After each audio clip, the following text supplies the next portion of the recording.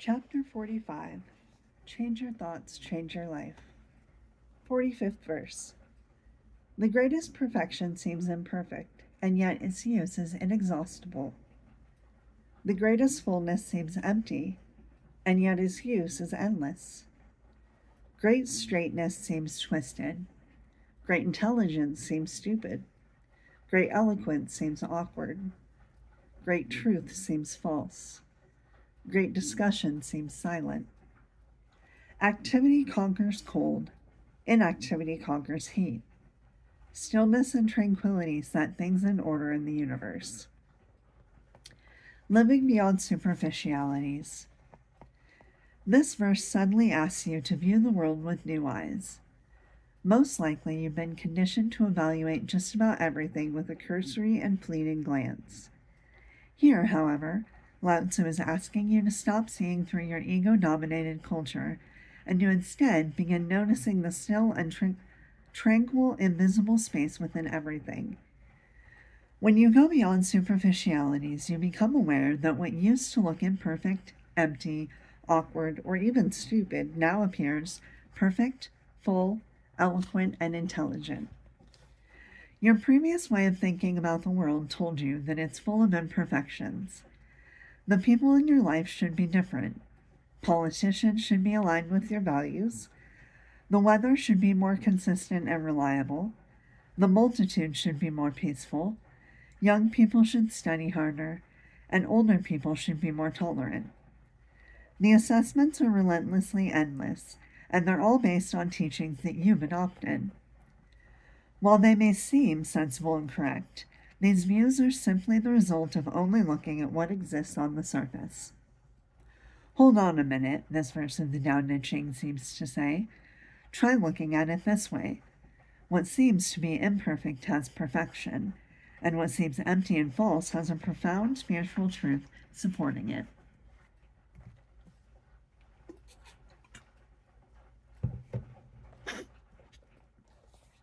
The paradox here is evident. Hunger does exist in the world as an element of the perfection of the Tao, and the desire to help those who are starving is also part of that perfection. You're being asked not to label what you see as imperfect, stupid, or empty. Rather, look for the stillness and tranquility within you that you can bring to these superficial appearances. When you refrain from engaging in judgments based solely on looks, you paradoxically become an instrument for change. Study the opening lines of this verse. What seems imperfect is nevertheless inexhaustible. What seems empty is endless. Imagine a pitcher out of which you could pour delicious iced tea without ever needing to refill. Impossible, you say, yet that's precisely what the Tao does. It never ever runs out. It never has, and it never will. It cannot be exhausted. You are asked to be like this inexhaustible, always full Tao. Be non-judgmental, still, and above all, tranquil. Let the world and all of its creations unfold while you remain constant with the invisibleness that allows it all to take place. Allow whatever you feel deep within you in that quiet and peaceful space to guide you in the direction that is your true destiny. Recently, I attended a talk by my friend, colleague, and mentor, Ram Dass, who had a stroke in 1997 that impacted his speech. As of this writing, he still spends almost all of his waking moments in a wheelchair, and his lecture lasted approximately 45 minutes. He received a standing ovation at the end, and I personally felt so blessed and blissful by having been in the audience. There are some who might have only seen superficialities. To them, the lecture might have seemed halting and slow because of the stroke, and judged as embarrassing or even intellectually challenging. Much of my dear friend's time on stage was silent, and it certainly appeared to be awkward in comparison to his earlier speeches, which were always masterful and eloquent. But, as I sit here writing, I can only say that because I changed the way I looked at this experience, the entire thing changed for me in a very dramatic way.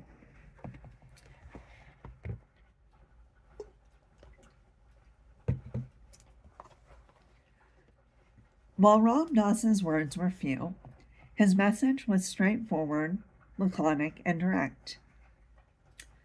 What might have appeared as unintelligible to others struck me as brilliance masked by circumstance.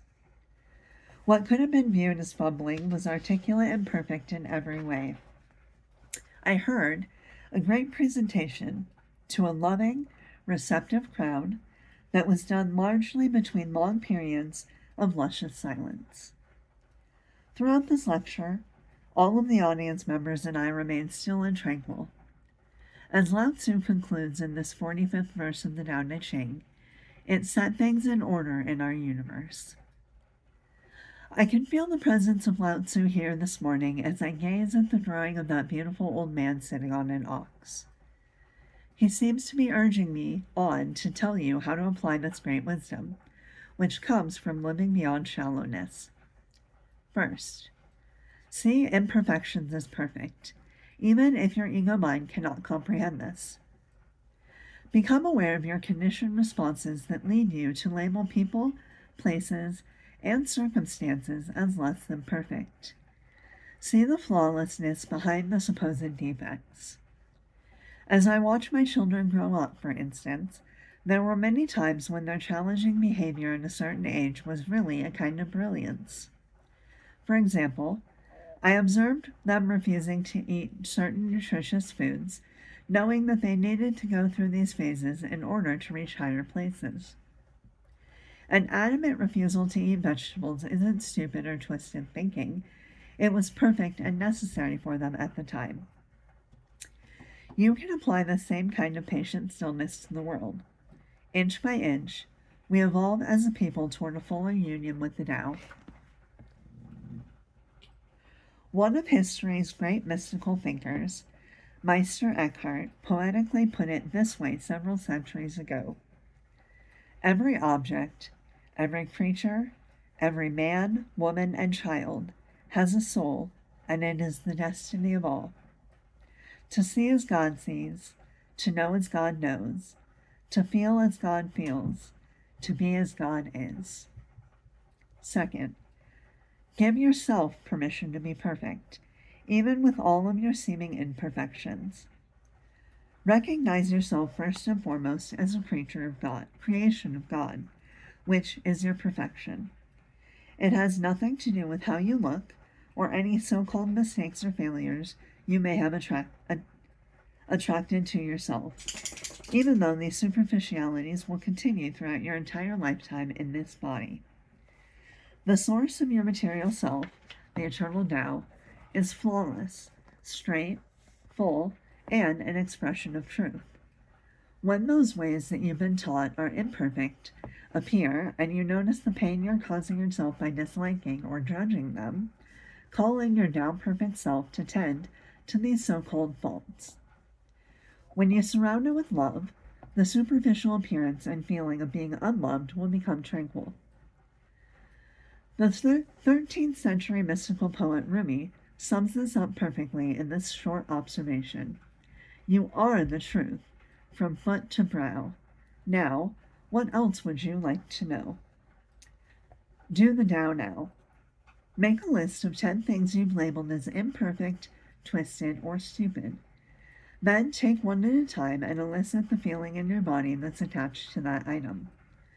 Allow the sensation to be observed and to be held in your thoughts from a perspective of loving permission. Do this for as long as you're comfortable, allowing the Tao now to be present. Remember as you do this exercise that the Tao is non-judgmental and provides equally to all. You can take the sunshine and bask in it, or you can burn yourself to a crisp. The Tao just is, and it doesn't care.